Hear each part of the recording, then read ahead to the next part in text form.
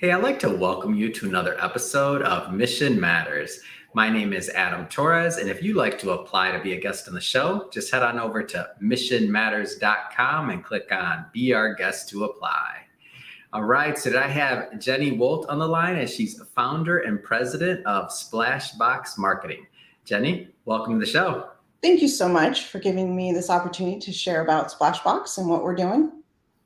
All right, Jenny. So I'm excited about today's topic. So in preparing for this interview, I did a dive into ADA compliance, what 508 remediation means, why it's important. And I'm excited to bring this content to my audience because I learned a lot as I was researching, and I know you have much more insight to give than on this topic as well. So excited to get into it and the importance of it. But to get this episode started, we'll start it the way we start them all with our Mission Matters Minute. So Jenny, we at Mission Matters, we amplify stories for entrepreneurs, executives, and experts. That's our mission. Jenny, what mission matters to you? Well, at Splashbox, we really have two missions. Number one is to help our clients meet the guidelines of 508 remediation and make sure that their websites and documents are ADA compliant, because we want to provide the hard to cite community with the same access to information that a sighted person has, and to make them a part of our digital community. Our motto here is 508 remediation. It's not just the law, it's the right thing to do. So we try and communicate that to our clients. The second part of our mission is to provide great creative designs to meet the needs and the standards of our clients and help them expand their market base and to communicate effectively with their customers. Oh, that's awesome. And love bringing mission-based individuals on the show to share like why they do what they do. And I think you have a big task and a big mission out here, because a lot of people are affected, and I'll let you go more into that. But maybe just to get us started, like tell us a little bit more about your background. Like how did you get started as an entrepreneur and on this journey? Well, in 2006, I started Splashbox Marketing. I had been a stay-at-home mom for 12 years and suddenly found myself needing to get back into the workforce. So I took my previous experience as an art director for a magazine and my degree from Cal State Fullerton in advertising, and I wanted to launch a creative ad agency. So that's what I did. And some amazing businesswomen took a chance on me and helped me build my client base. And then in 2012, we added in the 508 remediation, and I brought on my first partner. His name is Craig Woldt. And we began growing the business from there. And so we went from just a one-person enterprise to now we have a team of IT professionals that are out here doing great work. And we have hundreds of clients now. And so it's been an exciting journey, and I've been very blessed to be on it. What an amazing story. And, there'll be some people that watch this and they're maybe not quite as far along in their journey as you. And I mean, what you said, as you mentioned, you went from, being the homemaker, I believe, and kind of and raising your child. And for the first 12 years or something, you're out of the workforce. And now you're starting a business yourself. So that tell us a little bit more about what that's like, because I feel like there's a lot of people out there now that are considering starting a business and maybe they just kind of don't know exactly the direction or where they want to go with it. Like what kind of advice would you tell them? One, just creating something that you have a lot of knowledge base in, obviously. Not being afraid to ask questions. I picked a lot of people's brains. I still do. Trying to learn more and get more information. Don't be too hard on yourself.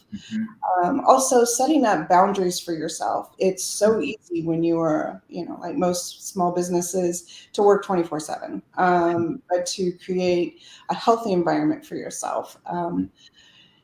And to really stay focused on the important things in life, no matter what's going on. And for me, that's family. And that's the whole reason that I wanted to go out on my own to do something, was so that I was still available for my kids when I wanted to be. So. It's awesome. Great advice there. And so fast forwarding a little bit. So now you got Splashbox marketing going. It started originally, I believe you said, as an ad agency and doing a lot of things you are doing. And then you find this specialty. So this ADA specialty, I would say, or niche, however you want to say it. Right. Like what drew you to that? Like where was the connection there that you were like, oh, this is something that we really want to build out? Well, I had never heard of it. I had no idea Yeah. what it was. And I had a client come to me and they had been fined Mhm. um, by a regulatory agency for not having their documents compliant. Mhm. And I was providing their marketing services at the time. And they said, hey, we need to find out what 508 is. We need to find a company to do it and get it done quickly because we've been dinged for not having it done. So I went Mhm. out, I started doing the research, I found out, all about it. I found them some vendors. Yeah. They were very expensive, and I pretty much gave them a breakdown of how much it was going to cost them, and how we can move forward. And they're Yeah. like, came back and they said, well, we decided we want you to do it. And I was like, oh, interesting. And so I The went. problem of when you're good at what you do, Jenny, you just now explained it. Can you just do it for us? Yeah, can you see this? And so I went to a company in Washington, D.C. that has a software that we were starting to use at the beginning, Mhm. and got some training, got certified in it, and then came back. And I was like, it's time consuming process. It's not an easy thing to do. And so that's when I brought Craig on. He said, I'm kind of interested in this. I think I could do this. And I'm like, Yeah. great. So it began a journey until we, now are very proficient in 508 remediation, to the point that we've now consulted with that software company on new versions of the software, um, and do a lot of training, just letting Yeah. people know what 508 is. So before we go any further in this, because I mean, a bunch of questions I want to ask, but I don't want to assume that everybody watching this knows, the significance of ADA compliance or 508 remediation. Maybe start by kind of telling us a little bit more about that. Okay. Well, simply put, 508 remediation and ADA compliance just means that your documents and your websites have undergone procedures to make them more accessible to the hard of sight community. The Yeah. 508 is actually the number of the law. Just like 504, it addresses hard of hearing, so that's your closed captioning. 508 addresses the hard of sight. Mhm. So when you make a document 508 compliant, it means that a person with limited vision is able to have the same experience as a sighted person. So, for instance, this makes sure that the document reads in a logical order. So, if you took like a newspaper with its multiple columns, a screen reader wants to naturally just read right to left. So, it's going to Yeah. read right across the top of those columns. So, nothing is going to make sense to the hard of sight person. So, we go behind the scenes and we tell the screen reader you're going to read down and then back up and down. Also, we add alternate text to images so that they have a word picture in their head of what it is on that page and how it relates to the information around them. We Mhm. also put in bookmarks so that the person can navigate the document. I mean, we remediate documents that are upwards of 3,000, 5,000 pages.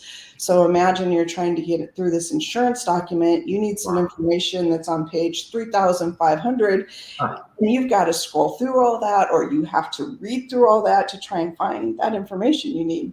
So yeah. we make it easier to navigate those big, huge documents. We also adjust how the screen reader reads certain words and Mhm. acronyms. For instance, HMO, which a lot of our healthcare providers have have that acronym HMO going throughout their documents, and a Mhm. screen reader will at times want to read it as homo, not exactly what you Oh want. yeah. So we'll make it so it says HMO. Mhm. Same thing with like abbreviation for doctor. Sometimes the screen reader will read it as drive. So we just go in and tell Yeah. it, this is how you need to say this. So that's kind of in a nutshell what we're doing to a document to make it more accessible. And so, like this affects a lot of Americans. So, like, I'm not an exact number, but like, how many people are affected by like some type of like vision impairment? Well, by some type of vision impairment, there is actually about 90 million Americans that Wow, suffer some type. man, As that's severe, significant. yeah, significant would be 25 million that Hmm. are affected by this. So. Wow. Yeah. So it's not, and the reason I say that is that it's not just the thing to do or the right thing to do. Like as your tagline says, but like you're really helping a lot of people. Like there's a lot of people that would maybe want to access some content that they just can't. Right. Right, absolutely. It's really opening up a world of Mhm. different clients, different customers that can access your documents. And so one side of the argument that I've heard before, right, is obviously it's the right thing to do. That's one, of course, and then also that you want to do it as well so you don't get fined, as you mentioned. Like you had somebody that you knew that was fined, and I've heard the same stories, but I've not heard as many people necessarily say what you have. Which after you told me that it makes sense, is that it can actually be good for business. Like, tell me more about that. Well, if you an accessible document is not only better for the hard of sight, it's actually better for a sighted person. So just again, imagine you pull up this PDF off of somebody's website and it's got 3,000 pages. Those bookmarks running down one side of the document now is going to make it easier for a sighted person to navigate it as well. The additional information on a photo that's tying it to the text will also make information make more sense for that document. So even if you're cited or not, it really increases the amount of time a person's going to spend with that document because it's easier to read. Totally. Um, and then also, when you have designers that are designing to accessibility, like my team is, they are focused on correct color contrast, making things, visually pleasing. And so just your designs are cleaner and your documents are cleaner. So, And so let's go a little bit further into it as we kind of unpack this. Let's go further into splash box marketing. So, of course, working with ADA compliance and then a 508 remediation, amongst other things. I mean, tell us more about the firm and maybe you mentioned healthcare, of course, but maybe some of the type of industries that you work with. right. So we started out with working with a health plan to make their documents 508 remediation compliant. Basically, any entity that receives any kind of government dollars has to be compliant. Mhm. Um, so we work with health plans, we work with financial institutions, and we also have government contracts. We are very pleased that we have been working with the National Park System for Mhm. 7 years now. We really enjoy, we get a great education reading through their documents because, invariably when you're remediating them, you're gathering a lot of Yeah. information about stuff you had no idea about. And so a lot of our team gets a kick out of, learning about all the national parks. So that's been a fun one to participate with. That's great. And then tell me a little bit more maybe about the digital side of things as well. So are you doing things on websites and otherwise? Like tell us a little bit more about that. Yeah. So what we will do for a company is, most firms don't want to turn over their control of their website to us. Yeah. But what we use are tools to go through every one of their pages on their website and make Mhm. suggestions of things they can change that will make the website itself accessible. So Mhm. it's actually a three-part process that we go through. And to reach them to the level they need to be to have that site compatible and compliant. So it's a really deep, intensive dive into their website, and we give them basically the framework and the instructions to make it compliant. And so on our end, I know when I was kind of, I was took a little poll of the entrepreneurial community I know and other things like that. And there was, some conflicting opinions there. And I know on our website, for example, or I should say a myth. And that was that like maybe only larger companies are affected by this, like in that like in terms of websites, because a lot of people watching or they'll think like, okay, on the website, like, well, we don't need that little plug in or this or that, or we're small or nobody like everybody's affected by this. Or am I off on that? No, everyone's affected. In fact, two-thirds of the lawsuits last year alone were for companies that were 50 million and smaller. Wow. So it affects everybody. I mean, yes, it's affected Target, Netflix, Winn-Dixie, Yeah. Five Guys, Nike, Domino's, and Beyonce. Like But that's what you hear in the news. That's why I think that's what it is. They're like, oh, that's a Beyonce problem. It's like, no, yeah, it's not a Beyonce problem. not a It's Beyonce problem. It's a everybody problem. So even your smaller companies are getting dinged. The states that have the most lawsuits, so Mhm. maybe this will make people breathe a little easier, but are Yeah. pretty much your coast. Yeah. So for whatever reason, that's where most of them are going on each side, Yeah. where there's the most. But like it is exponentially increasing every year, and as we become more and more focused on e-commerce and online shopping and all of that, it's only going to increase. So let's talk to maybe the small business owner for a little bit here. So Okay. maybe that entrepreneur that's out there watching this right now, like what are the types of things, if they haven't considered this or haven't really thought about how this affects their business, like what are some of the things they should be thinking about? Well, they should start thinking about from ground zero, Mhm. finding out about accessibility, finding out what changes they can make to designs that is going to make it easier to make the document accessible. Yeah. Um, the thing I would caution about, there's a lot of companies out there that will say, oh, we can totally automate this and we're going to charge you like 50 cents Mm. a page and it's completely automated and then you'll be compliant. Yeah. And that's not true. Unfortunately, it does require some part human intervention. And so I have run across several times where in the small print, I've read the contracts that these things they don't do. Well, those Mm. things too are required to make you compliant. So what Mm. we're seeing is people are coming to us after the fact and going, I Yeah. thought I was compliant, but I wasn't really. So Mm. you really, when they say that, we have a document that shows all of the levels that you have to reach to be compliant, you Mhm. really do have to do all of them to avoid the Mm. lawsuits. And you mentioned working a lot with government contractors, among healthcare, of course, but also government contractors, and that their documents and that they need to be ADA compliant. Like, tell me a little bit more about how that works. Well, basically, any document that resides on your website needs to be compliant, no matter how big you are. But if you're a government contractor, that's applies even more to you. So just we can either do one or two things. We scroll people's websites and we download all their documents and make them compliant, or Yeah. they send them to us and we will. But yeah, everything and everybody's got to be compliant.